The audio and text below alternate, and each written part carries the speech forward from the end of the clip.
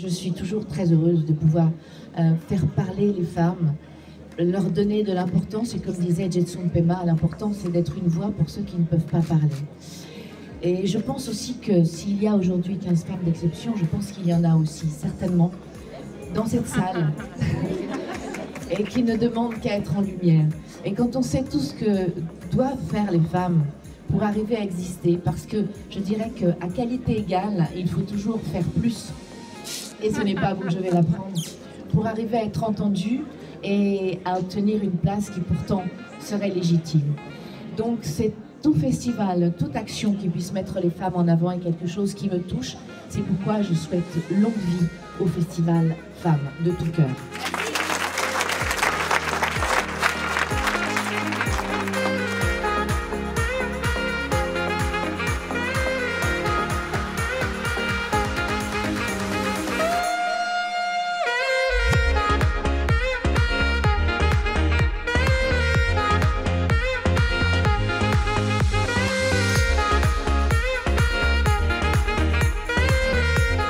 J'ai créé le festival il y a 20 ans.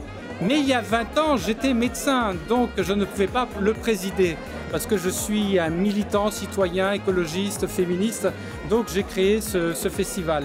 Il y a eu une présidente pendant 20 ans qui a pris sa retraite associative cette année et j'ai repris, puisque maintenant je suis retraité de la médecine, donc j'ai repris la présidence de ce festival.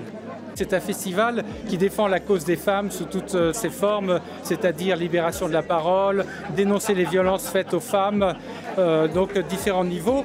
Et cette année, donc, on a commencé à Sifour par des films forts sur l'inceste avec Festen, des films de Macédoine, d'Iran, et puis on a continué avec le documentaire de Véronique Jeannot sur le Tibet, la sagesse au féminin au Tibet, le film qui a eu 3 Oscars en 2021, Nomadland. On continue avec 16 printemps, une danseuse Myriam Benaroche. Ensuite le film Le mariage de Vérida, un débat avec des invités d'honneur, des médecins.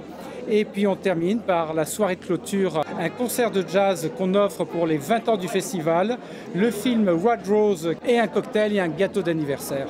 Ça fait 20 ans que c'est un choix de mettre les femmes en avant parce que nous sommes dans la population exactement au même titre que les hommes, sauf que on a rarement le focus sur nous qui va parler effectivement de tous les aspects de la vie d'une femme. Mais surtout, je crois que c'est quand on, excuse-moi Luc, mais c'est quand on n'en parlera plus que tout ira bien.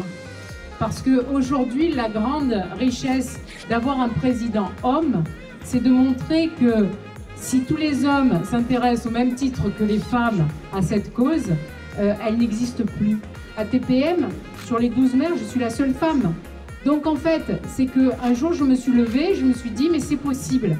Et surtout, ce que j'ai dit à ma fille, c'est que si c'est possible, si je le fais, si je suis élue maire, c'est un message extrêmement important pour les petites filles, parce qu'elles pourront toutes le faire.